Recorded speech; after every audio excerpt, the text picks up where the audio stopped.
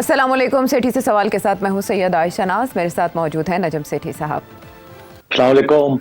सेठ साहब, एक अरसे से डील की खबरें सरगर्म हैं और ख़ुसूसन बुशरा बीबी की रिहाई के बाद ज़्यादातर लोगों का यही ख्याल था कि पसे पर्दा कुछ मामला चल रहे हैं। लेकिन आज गार्डियन में एक मजमून छपता है जिसमें बाकायदा जो सीनियर मिलिट्री सोर्सेज हैं उनको कोट करता है गार्डियन अखबार, और ये कहता है कि पाकिस्तान आर्मी का, मिलिट्री का कोई इरादा नहीं है कि वो किसी भी तरह की बातचीत करें जो कैद हैं इमरान खान साहब बानी PTI उनके साथ। और दूसरा ये कि वो ये कहते हैं कि बेशक वो आइन और कानून की बालादस्ती चाहते हैं इमरान खान साहब, लेकिन वो आइन और कानून की बालादस्ती अपने लिए नहीं चाहते। उनका नाम नहीं लिया गया सीनियर मिलिट्री सोर्स का, लेकिन ये मजमून ये बता रहा है कि पाक फौज का ऐसा कोई इरादा नहीं है। और आप अपने तज्जिए में बारहा इस बात का जिक्र भी कर चुके हैं कि वहां से तो नंबर ब्लॉक है और ऐसा कोई इरादा उनका नहीं है।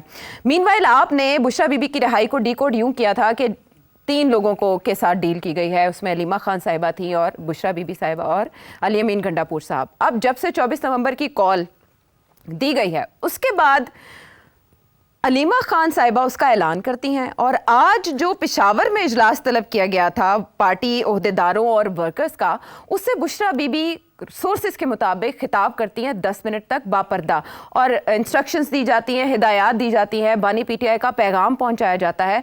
अब यहाँ पर यह सवाल भी पैदा होता है कि बुशरा बीबी को बानी PTI का पैगाम कौन पहुंचा रहा है? जब केसेस की समात में वो इकट्ठे होते हैं कोर्ट में, तो ज़्यादा से ज़्यादा कितनी बातचीत मुमकिन हो पाती होगी? सेठ साहब, आपने उन्हें कहा था इनके बारे में कि इनको डील या कन्विंस करने का काम सौंपा गया है, लेकिन बाहर आके तो ये मुज़ाहमत वाला बयानिया बानी PTI का आगे बढ़ा रहे हैं। ये चक्कर क्या है? देखिए, आपने जिक्र किया गार्डियन की खबर। गार्डियन की खबर बड़ी क्लियर कट है और वो वही बात कर रही है जो कि सिर्फ मैं नहीं और भी तजियाकार कर रहे हैं कि एस्टैब्लिशमेंट किसी मूड में नहीं है किसी किस्म की डील करने के साथ इमरान खान ने, क्योंकि वो ट्रस्ट नहीं करती खान साहब को और वो समझती है ये अच्छी हुकूमत नहीं करेंगे, हुक्मरानी में कमज़ोर हैं और उसके अलावा ये जातियात और ये कबायली किस्म के इश्यूज उन्होंने बनाए हुए हैं इंस्टीट्यूशंस के साथ। तो इसलिए और ये हम कहते रहे हैं, मगर हम ये नहीं कह सकते थे कि हमें फौजियों ने ये कहा है मगर अब गार्डियन तो कह सकता है ना, और वो गोरी है जिसने ये लिखा है, तो जाहिर है उसकी बात में ज्यादा क्रेडिबिलिटी है। पाकिस्तानी जर्नलिस्ट जो है हम कहते रह जाए, लोग कहते हैं पता नहीं सही है, पता नहीं सही नहीं है, ये खांदे ने पींदे ने, ये उन्होंने स्पोक्समैन बने ने, लफाफा लेंदे ने, तो अब गार्डियन में आ गया तो अब सारे यकीन करेंगे हाँ भाई ये तो है। अब तो इसका ये मतलब है कोई डील नहीं। पहली बात, डील कभी भी नहीं थी। अच्छा। आपने जिक्र किया कि मैंने जो तबसरा किया था, आपने लफ्ज पहले तो डील का इस्तेमाल किया, मैंने कभी डील का लफ्ज इस्तेमाल नहीं किया। फिर आपने उसको तो आपने अपने आप को करेक्ट किया और आपने कहा कोई अंडरस्टैंडिंग थी, जो कि मैं हमेशा कहता हूँ कि अंडरस्टैंडिंग ये थी कि आप जाएं उसको समझाएं और अगर आप कामयाब नहीं होंगे तो फिर ठीक है, देखा जाएगा। तो इन्होंने कोशिश की है, गंडापुर ने भी कोशिश की है और मेरा ख्याल है मैडम ने भी कोशिश की है और एक दो और साहब थे जिनके जिम्मे ये लगाई गई थी बात कि आप जाएं और समझाएं उनको, तो वो नहीं समझने के मूड में। कल भी मैंने जिक्र किया था कि वो कौन सी किताब या कौन सी एडवाइस के ऊपर सहारा दिए हुए हैं और अपनी स्ट्रेटजी बनाई हुई है। आज उसके ऊपर ज्यादा हम डिटेल में जाएंगे कि वो कौन सी पढ़त लिखत है जिसकी बेसिस के ऊपर उन्होंने अपनी सारी रिबेलियन की और रिवोल्ट की जो है स्ट्रेटजी बनाई हुई है। मगर अब वाजे हो गया कि किसी सूरत में भी कोई डील नहीं है। अच्छा, अब आप आइए, इससे तो ये अब समझ आ गई ना कि खान साहब जो है वो क्यों उन्होंने 24 तारीख को फिर सबको कहा कि बाहर निकले। इसके ऊपर मैं थोड़ी देर में बात करता हूँ। अच्छा। मगर कल जो मैंने बात की थी कि कल मैंने कहा था कि एक बड़ा एक्सपीरियंस्ड वॉशिंगटन वॉचर और पाकिस्तान वॉचर जिसका नाम भी मैंने लिया, वली नसर साहब, उनके मुताबिक मैंने बताया था कि वो क्या सोच रहे हैं या उनकी क्या सोच है अमेरिकन एस्टैब्लिशमेंट के बारे में या डोनाल्ड ट्रंप के बारे में। तो उसमें मैंने कहा था कि उनका ये ख्याल है कि डोनाल्ड ट्रंप जो है वो डिमांड करेगा कि खान साहब को रिहा किया जाए। अच्छा। और इनके साथ कोई डील की जाए। मगर मैंने अपना मौकफ नहीं दिया था जी। मैंने ये नहीं कहा था कि मैं यकीन करता हूँ कि वो जो कह रहे हैं वो सही है। ये उनका मौकफ था क्योंकि वो उनकी अहमियत है as an important strategic thinker and close to the Washington Beltway. तो इसलिए मैंने सोचा कि ये बताना चाहिए कि ऐसी सोच भी है कुछ सर्कल्स में वॉशिंगटन के अंदर, और डोनाल्ड ट्रंप जो है उसके बारे में भी कुछ लोग ऐसे ही सोचते हैं कि वो करेगा कुछ जी। मैं आपको अपनी बात बता देता हूँ। मेरा ये ख्याल है कि डोनाल्ड ट्रंप कोई ना कोई ट्वीट शीट जरूर करेगा। आज आपने देखा कि स्टेट डिपार्टमेंट की तरफ से भी स्पोर्ट्स के बारे में कोई बयान आया है, मैं उसके ऊपर भी बाद में बात करूंगा। जी जी। मगर और इंडिया पाकिस्तान के बारे में, मगर डोनाल्ड ट्रंप के बारे में मेरा ये ख्याल है कि वो डिमांड वांट नहीं करेगा। वो ट्वीट एक जरूर करेगा अपने कंस्टिट्यूएंट्स जिन्होंने उसको लाखों डॉलर्स दिए हैं कैंपेन फंड्स में, उनको खुश करने के लिए वो जरूर कुछ ना कोई बात करेगा। मगर वो कोई रेड लाइन, मेरा ख्याल है कोई रेड लाइन नहीं क्रॉस करेगा regarding Pakistan current system, because he has to work with this system. और इस सिस्टम के अंदर जो पावर्स दैट बी जो हैं, they are not going to be easily persuaded by Donald Trump. उनकी तरफ से ये जो आज इंटरव्यू दिया गार्डियन को, आप समझ लें कि ये जवाब है उसका। अच्छा, आप समझ लें कि ये जवाब है कि अगर आप हमारे ऊपर कोई डिमांड शांड करेंगे तो ये जवाब है कि we are not going to do a deal with him, number one. तो ये मैं समझता हूँ कि ये बड़ा टाइमली जवाब आया है। और क्योंकि उसके दो पहलू हैं, एक तो ये कि इंटरनेशनल कम्युनिटी जो छोटी मोटी हरकत में है उनको भी इस पैगाम चला जाए कि don't lean on us, number एक। नंबर दो, ये कि वी आर वेरी डिटरमिन्ड कि इस बंदे के साथ काम नहीं हो सकता जिस मूड में वो है। इसीलिए उन्होंने ये 3 लोगों को चलाया था, मोहरे चलाए थे कि जाए उसको समझाएं। और आप देख ही रहे हैं कि वो जो मोहरे हैं, they are in trouble. Khan उनकी बात नहीं मान रहा, जिसकी वजह से अब एहलिया को भेजना पड़ा कि आप सबको इकट्ठा करें, क्योंकि बददिल हुई भी है पीटीआई, और वो खान के साथ बहुत से लोग इत्तेफाक नहीं करते, जिसके साथ भी जंग छिड़ी हुई है पीटीआई के अंदर। और अब वो आखिरी एक अटेम्प्ट है, क्योंकि ये खान को तो ना नहीं कर सकते, ना गंडापुर ना कर सकता है, ना उनकी एहलिया उनको बुशरा बीबी कर सकती है, कोई भी नहीं। तो इन्होंने समझाने की कोशिश की होगी और अब सब हैंड्स अप हो गए हैं। उसने आगे से कहा होगा no do this do this, तो अब वो करने की मजबूरी है। अच्छा। अब क्या ये कामयाब होते हैं 24 को, या इसकी पहला कदम है, इसके बाद क्या होगा क्या नहीं होगा। दूसरी तरफ मैंने आपसे पहले भी जिक्र किया था कि वो केसेस तैयार हो रहे हैं कि अब इसको पक्की, अगर ये सुनता नहीं बात तो इसको पक्की तरीके से कहीं ना कहीं किनारे लगाया जाए। तो I am afraid this is not going in the right direction for Imran Khan, इसलिए वो डेस्परेट हो रहे हैं। तो those understanding with these 3 gentleman has failed, they were not able to convince Khan. अब खान की ये लाइन है कि जी निकालो सबको बाहर। जी, कौन निकलेगा? तो आप बताएं मुझे, इसके अंदर इतनी डिविजन्स हैं। अब मैंने सुना है कि जनाब बुशरा बीबी ने कहा सब एमएनएस जो है 10-10 हजार बंदा लेके आए। यार गिव मी अ ब्रेक। अभी 1-1 हजार बंदा भी ले आए तो बहुत बड़ी बात है। जिस तरीके से डिविजन्स हुई हुई है, जो बददिली हुई हुई है और डिसएग्रीमेंट्स चल रही है पार्टी के अंदर, ये कोई पार्टी तो नहीं रही ना, ये तो पता नहीं कितनी इसमें फैक्शंस शुरू हो गए। और they don't agree with Khan. वो सारे कह रहे हैं कि यार मुकमुका करो, वापस मेन स्ट्रीम में आओ। ये क्या आपने लड़ाई एक सबसे पावरफुल इंस्टीट्यूशन के साथ लड़ाई ले ली है, और जब चाहे वो बटन दबाएंगे वो इंस्टीट्यूशन हम सारे गायब हो जाएंगे। तो यार क्या व्हाट आर यू डूइंग? सारी पार्टी को तबाह करने लगे हुए हो। मगर खान का ये मौका है, मैं जेल चाहे तुसी भी आओ जेल, कुर्बानियां दो, अल्लाह खैर सला। अब नहीं कोई कुर्बानियां देने के लिए तैयार होंगे चंद हार्ड लाइनर्स जो कहेंगे ठीक है फड़ के ले जाओ। लीडर्स इनके नहीं है कोई तैयार सफर करने के लिए। सो इसलिए आप देखें ना, नून लीग के लीडर्स 7-8 लीडर्स ने 8-8 9-9 महीने खान की जेलें काटी हैं, सॉलिटरी कन्फाइनमेंट्स काटी। इनमें से कोई नहीं है जो वो कर सकता है। वो एक बेचारे शाह महमूद कुरैशी साहब है, वो पढ़े हुए हैं, मगर कौन उनका सोच रहा है आप मुझे बताएं। खबरें सारी इमरान खान की आती है, शाह महमूद कुरैशी की खबर ही कोई नहीं। वो नंबर 2 है पार्टी में, उसकी कोई खबर ही कोई नहीं ले रहा। तो और भी लोग हैं, वो नियाजी साहब का बेटा है, और दूसरे किसको खबर लेता है उनकी? कोई नहीं ले रहा। खान खान खान खान लगे हुए। तो ये ऐसे पार्टीज नहीं चलती। ये हमारा बड़ा ट्रेडिशनल कल्चर है। You have to protect your people, you have to fight for them. ये नहीं कि they should fight for you all the time. And so I am afraid it's not looking good going forward. ये कोई अच्छी चीज नहीं है। अब ट्रंप, मेरा नहीं ख्याल वो डिमांड करेगा। मेरा नहीं ख्याल इसको कोई ऐसी सिचुएशन होगी कि सऊदी अरेबिया भेज दिया जाए। बहुत से इश्यूज हैं एमबीएस के भी। मेरा नहीं ख्याल कि एक ट्वीट से ज्यादा सपोर्टिव डोनाल्ड ट्रंप जो है वो इससे ज्यादा नहीं करेगा। और वो बात भी यही होगी, let the law take its course, give him a free trial, ठीक है ना, जी। एंड ये इस किस्म की बातें होंगी हाँ। Within the realms of diplomacy. वो जरूर सपोर्ट करेगा इमरान खान को, मगर ये कि जी इसको फेयर ट्रायल होनी चाहिए, जुडिशियल सिस्टम जो है वो ठीक होना चाहिए, इसको जेल फैसिलिटी ठीक होनी चाहिए, और ये कि अच्छी बात है कि अगर नए इलेक्शन इसको मिला जुला के फिर से कुछ चीज हो जाए, ऐसी बात करेगा। ये रिहाई डिमांड कि आप इमरान खान को निकालें, ऐसी कोई बात नहीं।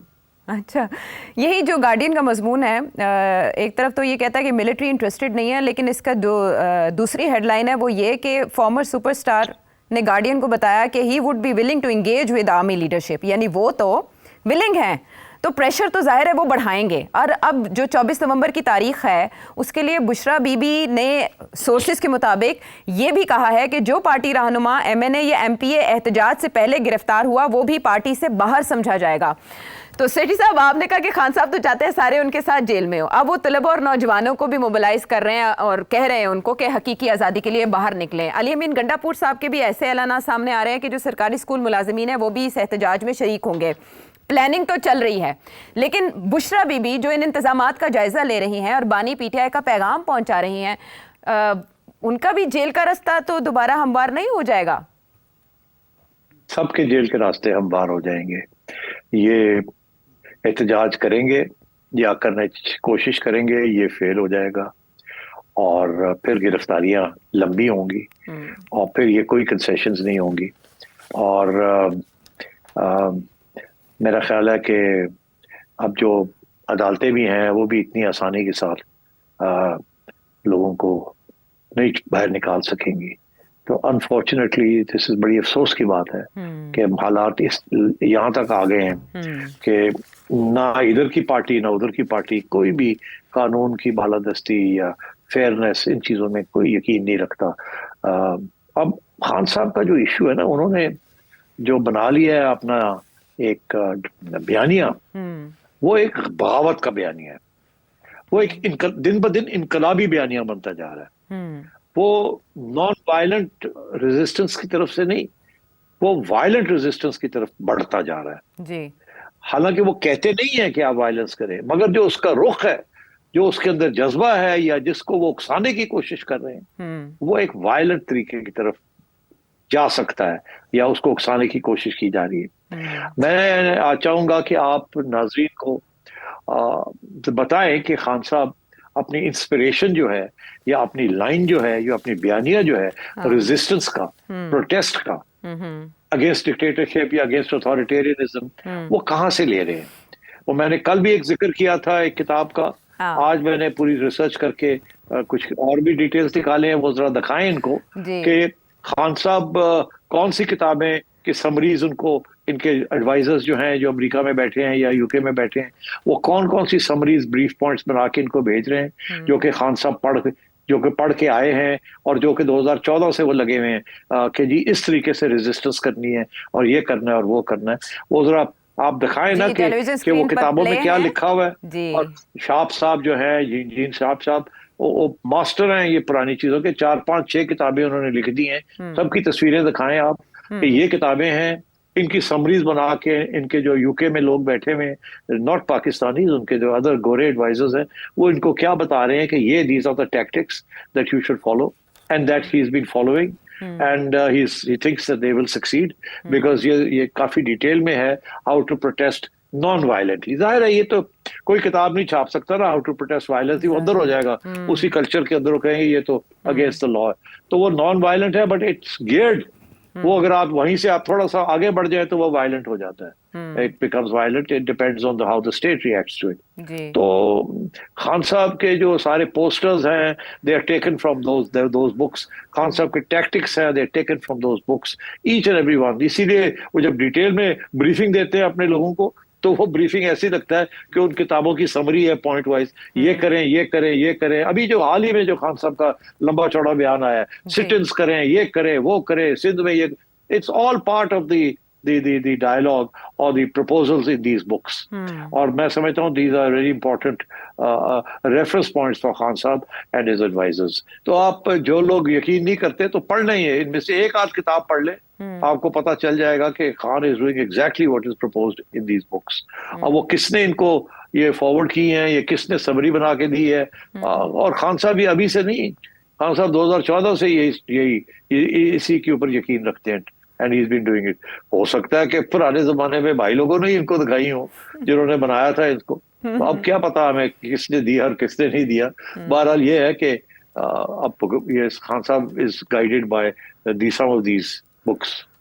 ठीक, और ये हम देख रहे हैं कि जो इवन कलर स्कीम तक जो है वो भी मुस्तार जैसे ली गई है, और वो शो कर रही है कि आपको रेजिस्टेंस रखनी पड़ेगी अगर आपने जो इस्तबदाद है या जो कब्ज़ा है उससे अपने आप को आज़ाद करवाना है। तो वही इशारे हैं जो उन किताबों में मिलते हैं, और हम देख रहे हैं टेक्स्ट भी जो उसका फॉन्ट है वो भी इंस्पायर्ड बाय, और वो ये शो करता है कि आपको स्ट्रगल करनी पड़ती है फ्रॉम डिक्टेटरशिप टू डेमोक्रेसी, जिसका कल आपने हवाला दिया, वो भी हम किताब दिखा रहे हैं और बाकी किताबें भी। तो रिक्वेस्ट भी की थी खान साहब ने, जेल में कुछ किताबें मंगवाई भी थी, वो भी इसी तरह के मवाद पर मबनी थी।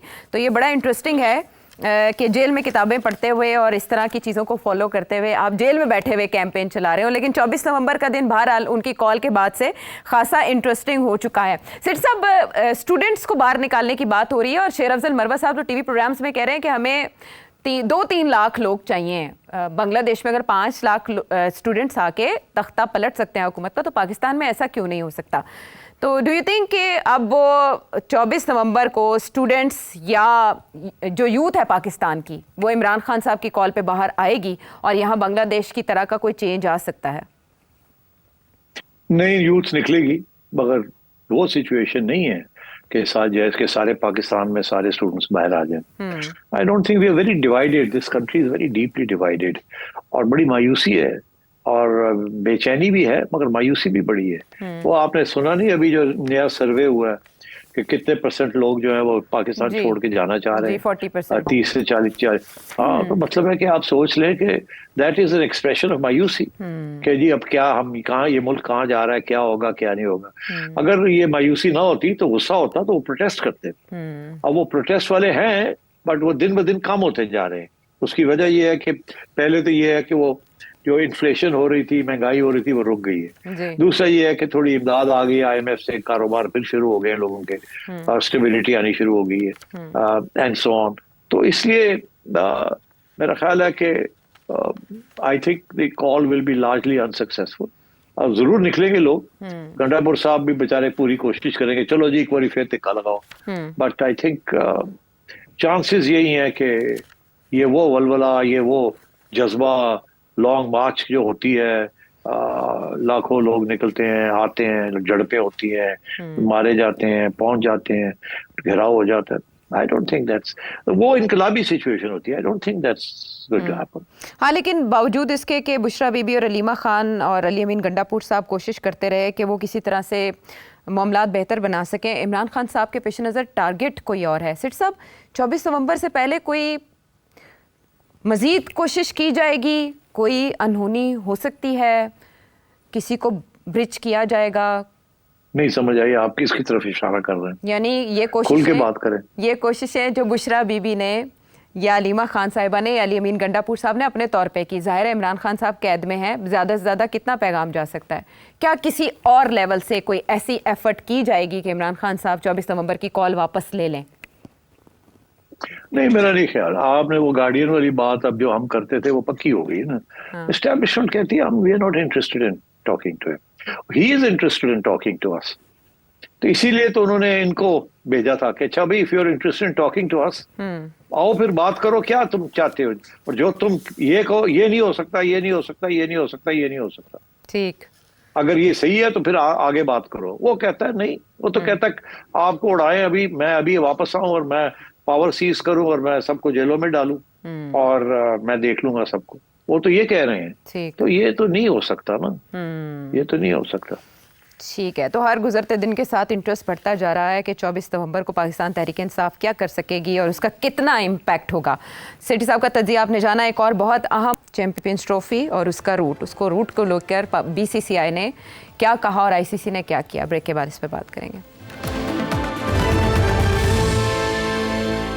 शो में साथ देने का शुक्रिया। और अब मामला चैंपियंस ट्रॉफी का, जिसमें वैसे तो 8 ममालिक शिरकत करते हैं, लेकिन भारत के रवैये की वजह से अब जैसे ये आलमी मामला बन चुका है, और इसकी तरफ इशारा भी किया कि वेदांत पटेल भी इस पर गुफ्तगू करते हुए पाए गए, क्योंकि हर जगह ये क्वेश्चन किया जाता है कि चैंपियंस ट्रॉफी का फ्यूचर क्या है, क्या बनेगा, पाकिस्तान को इससे क्या मिलेगा और भारत का रवैया कैसे बदल सकता है। सेठ साहब, इसमें 2 बड़ी अहम डेवलपमेंट हुई है। एक तो ये कि यूएई से ट्रॉफी आई थी पाकिस्तान में, उसने टूर करना था, जैसे ये रूटीन का मामला है कि पाकिस्तान दिफाई चैंपियन है तो उसकी बाकायदा रूनुमाई होनी थी, लेकिन उस रूट में अचानक पीसीबी की जानिब से कुछ ऐसे इलाकों को शामिल किया गया जो इंडिया को चुभ गए, भारत को चुभ गए, और उस पर जय शाह साहब ने फौरन वो ट्वीट जो पीसीबी की तरफ से आया उसको लेकर उन्होंने कहा आप ये कैसे कर सकते हैं, ये तो आपकी सवाबदीदी नहीं है, ये तो आईसीसी ने ऐलान करना होता है रूट का। अब मुझे सिट साहब, पीसीबी के आप चेयरमैन रह चुके हैं, आप हमें बताएं जरा कि क्या पीसीबी ने इसमें कुछ गलत किया है या भारत का एतराज भेजा है जो खुद लद्दाख ले गया था ट्रॉफी को? पीसीबी खुद नहीं करता ऐसे काम। पीसीबी को एडवाइस मिली होगी या पूछा होगा और वहां से एडवाइस यही मिली होगी कि आप वहां भी करें इसको। अब मुझे एक्चुअली जब मैंने ये सुना था I was a bit surprised, because ये पहली दफा हुआ है। हमने कभी भी पीसीबी ने चैंपियन, ये जो ट्रॉफीज आती हैं वो टूर करती हैं वर्ल्ड को, वो बेसिकली 2-3-4 जगह पे जाती हैं, पेशावर, कराची, लाहौर, इससे ज्यादा इधर उधर नहीं जाती वो, और सिक्योरिटी के भी इश्यूज होते हैं। इस दफा आजाद कश्मीर, गिलगित बल्तिस्तान भी इंक्लूड कर लिए।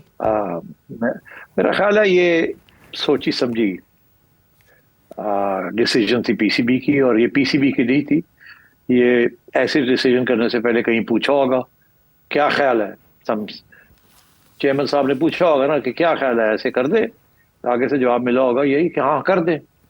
तो मेरा ख्याल है ये टेस्टिंग द वाटर्स भी थी कि अगर ये ओके हो जाता है तो फिर शायद बात आगे भी बढ़ सकती है। मगर ये ओके नहीं हुआ ना, उन्होंने फौरन देख लिया और उन्होंने एहतजाज कर दिया। वो तो कहते हैं ये आपका हिस्सा ही नहीं है, गिलगित बल्तिस्तान और आजाद कश्मीर, ये तो उनका मौकफ है ना। तो इसलिए, और वो तो ये कहता है नरेंद्र मोदी कि मैंने तो ये लेने हैं वापस। तो अब आपने जब ये फैसला किया तो then PCB should have known कि इस पर रिएक्शन आएगा, और रिएक्शन जब आएगा तो it will confirm the Indian position कि हमने नहीं जाना पाकिस्तान। अच्छा, ये एक अब और भी इसमें एविडेंस मिल जाती है ना कि ये भी ये सोचा समझा, जैसे कहते हैं कदम था कि टेस्ट किया जाए वाटर। तो वो वाटर क्या टेस्ट किया है, वो तो गोता ही आ गया, करंट दौड़ा दिया पानी में। अच्छा, अब बात ये है कि ठीक है, it was worth it, it was worth an effort. ठीक है, उन्होंने कहा नहीं हो सकता, चलो खत्म होगी बात। आपने कोशिश की, वेरी गुड, मगर मिस फायर हो गया ना ये। अब आइए आगे के इसके साथ वो और भी हार्ड लाइन आएगी अब इंडिया से कि ये देखे ये लोग ये कर रहे हैं, इनके इरादे ठीक नहीं है और हमने नहीं जाना, हमने इनको टाइट करना है। अच्छा, अब वो टाइट तो सिर्फ आईसीसी के जरिए कर सकते हैं ना, तो इसीलिए आईसीसी को उन्होंने कहा और आईसीसी ने इमीडिएटली कर दिया। ठीक है ना, उन्होंने नहीं कर सकते। अब आइए आप अगली बात। अब आप अभी इंट्रोडक्शन में आपने हवाला दिया था कि आर्मी चीफ साहब ने भी बातें की है कि ये मरगला डायलॉग जो हो रही है। जी। अगर आप उससे थोड़ी सी हमें बता दें तो मैं आपको इसके साथ उसका भी लिंक एस्टेब्लिश कर देता हूँ कि उन्होंने भी बड़ी सख्त बातें की है। एंड इसका ये मतलब, ये क्या मतलब है उसका और आगे जाके क्या होगा, आई विल एक्सप्लेन। असल में कल आपने ये इशारा दिया था कि बैकडोर बातचीत की जाए तो मुमकिन हो सकता है कि ये भारत अपनी टीम को इजाज़त दे दे। तो आज कल आपने ये भी इशारा किया था कि सियासी लीडरशिप ऐसा कब कर सकती है। तो आज जब ये मागला डायलॉग से खिताब कर रहे थे आर्मी चीफ, तो उन्होंने और भी बहुत से इश्यूज़ का जिक्र किया, फेक न्यूज़, अफगानिस्तान का मामला, पाकिस्तान को दरपेश security challenges and so many things. But जो भारत के हवाले से उनकी स्टेटमेंट्स हैं वो ये कि भारत के इंतहा पसंदाना नज़रिए की वजह से जो बैरून मुल्क मुकीम अक़लियतें हैं वो महफूज नहीं हैं, ख़ासतौर पर जो अमेरिका, बरतानिया और कनाडा में मुकीम है। इसके अलावा मकबूजा जम्मू कश्मीर में भारत का जुल्म व बर्बरियत भी हिंदुत्व नज़रिए और पॉलिसी का तसलसल है। यानी भारत पर सख्त तनकीद आर्मी चीफ ने की आज। अब देखिए ना, इससे तो क्लियर हो गया ना कि cut, no Champions Trophy, no softening of relationship with India, no trade.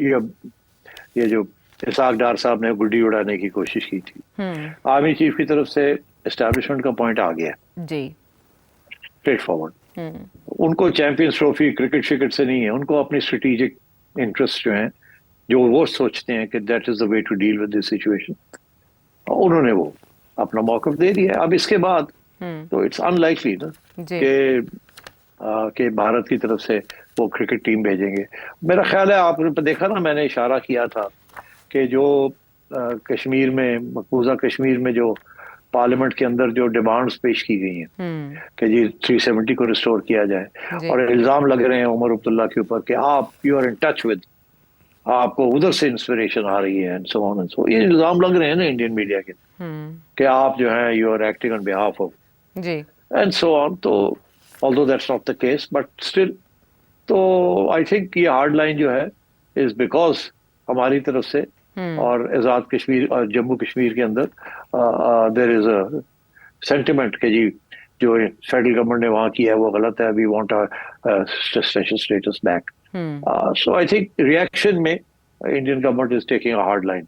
वहाँ भी नरेंद्र मोदी ने बड़ी सख्त बातें की हैं अगेंस्ट दी कश्मीर असेंबली, और अब ये चैंपियंस ट्रॉफी के ऊपर भी मैंने कहा ना, कबड्डी भी खत्म कर दी और ब्लाइंड क्रिकेट भी नहीं, हालांकि कभी आज तक कबड्डी हमेशा आ जाती थी और ब्लाइंड क्रिकेट आ जाती। तो ये पैटर्न है, और उस पैटर्न में अब आपने देख लिया कि जैसे कहते हैं ना कि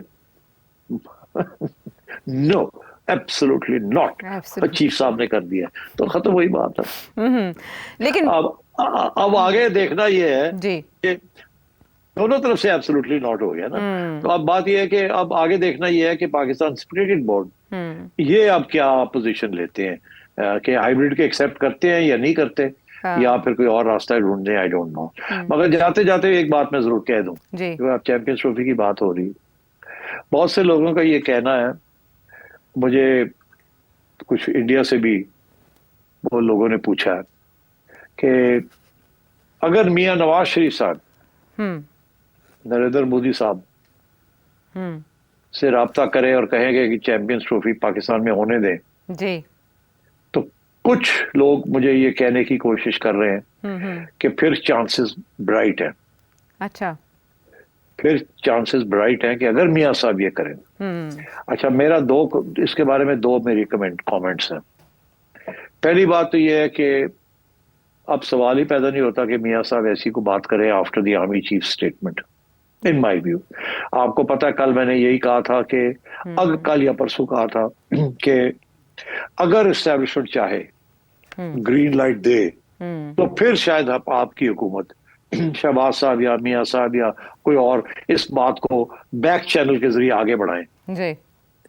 मगर अगर आपकी एस्टेब्लिशमेंट ही आपको ना कर देती और हार्ड लाइन ले रही है जिस तरीके से वो ले, तो फिर there is no question of Nawaz Sharif sahab या शहबाज शरीफ साहब somebody getting up and saying no Narendra Modi साहब हम आपसे राब्ता करें।